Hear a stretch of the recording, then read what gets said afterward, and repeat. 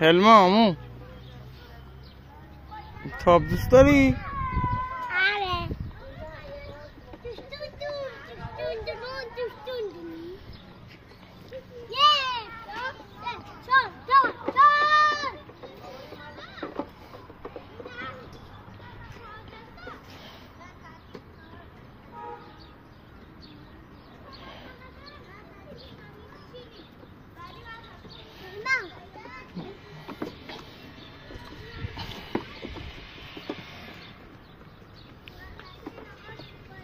نهار خوردی عمو؟ آره.